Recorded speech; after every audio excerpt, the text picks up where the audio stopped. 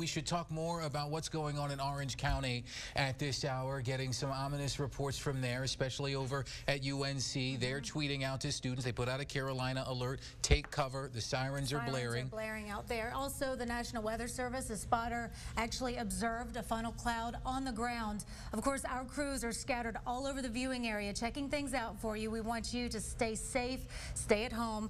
Let's go out to Heather Wallaga. She's in our storm chaser in Orange County right now. Heather, what are you seeing? Copy.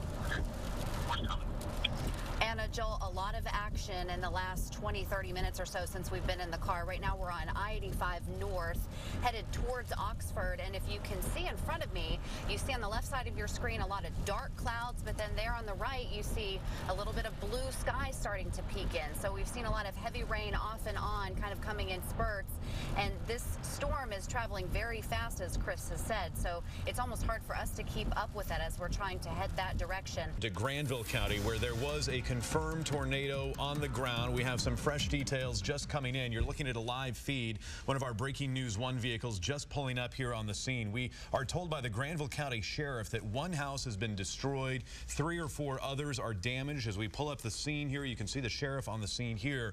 The damage is at Huntsboro Road and Harold O'Brien Road near the Henderson-Oxford Airport. We're also told by the sheriff that someone was in a car that was hit by that storm that moved through. Heather Wallaga just pulling up here on the scene in Breaking News 1 to tell us what things are looking like on the drive through Granville County and there on the scene. Heather? Hey, Steve. Yeah, we right now you can see that police have blocked off part of Huntsboro Road here, so we're not able to pass, so we can't tell what is beyond those sheriff deputies' cars down there. But what we can see just to the left, and we're trying to turn around so you can get a better view, off to the left here is what looks like a farm, and what looks like the roof of maybe some kind of carport is blown over. So all we know right now from the Granville County Sheriff is that one house was destroyed. We're hearing 3 or 4 more in this area have been damaged. And like you said, the sheriff also saying that one person who was supposedly in a car when this tornado touched down was also hit, but they are expected to be okay. This is Granville County, where the sheriff tells us one house was destroyed, 3 or 4 others damaged. Heather Wallaga just trying to make sense of it all right now. Heather, what do you see? Steve, this is pretty incredible. We just rolled up here a few minutes ago, and look behind me here. Trees just split in half, power lines down. This house behind me, you can see that one of the trees just went right through the roof. And I actually talked to the son of the woman who lived here. An 80-year-old woman was inside when that tornado touched down here. She was hiding in the bathroom, and she told her son she heard what was a loud boom. And so she ran to the bathroom. She got into the bathtub, called her son, and waited until it had passed. But this isn't the only house on the street affected here. We'll kind of go across the area. You can see at least 3 more houses on this road that have also been affected. The house over here to my right, the roof just completely torn off. We've talked to a lot of people out here who are here to check on neighbors. We are getting reports of those power outages, lots of trees down, but the most significant damage we've seen is from a confirmed tornado touchdown in Granville County. Heather Wallaga joins us now, where there are reports of 3 to 4 homes damaged. Someone was hit by the tornado in a car, but that person is doing okay. Heather, behind you, I can see a lot of that damage. Tell us a little bit more about what you can see in that area in Granville County. Tisha, Steve, the damage here is just incredible. This house behind me, you can see these massive trees that just crash right through the roof. When we talked to you earlier, we had just talked to the son of the 81-year-old woman who lived here, who was hiding in her bathroom when that tornado came through. And a few houses down, all of these houses down the street are damaged. This is the Huntsboro community, and we've been talking to a lot of residents in the area who were here when that tornado touched down. One of them is Dale Harrison. Dale, you described a little bit earlier to me what it was like. Tell us what it sounded like when the tornado came through, and where were you?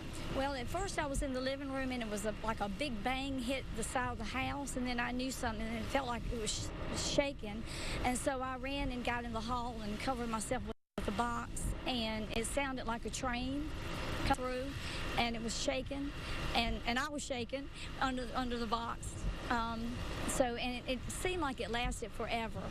but I'm sure it didn't, but it did seem like it. So I'm very thankful. When it was all over, you said you came out to check on some of your neighbors. You knew the woman that lived here. Yeah, she's kin to me, Ann Barnes, and so when I opened the front door, it was like, it just hit me, and it was like I was in a dream, and I saw the trees, like toothpicks broken in the houses, and I just couldn't believe it. I'm lucky, very lucky. A dairy farm right down the road. And my cousin Sears Day, his dairy farm, it's been in the family for years and years and years. Both of his silos were completely knocked down. So what does it feel like that you were able to survive something like this? You said you'd never been anything like I've never been, and I hope I never have to go in anything. It was scary by yourself. And like I said, this is the first time this has ever happened. And so it was very scary. We're glad that everyone is okay, glad that you are okay. Dale, thank you very much for talking with us.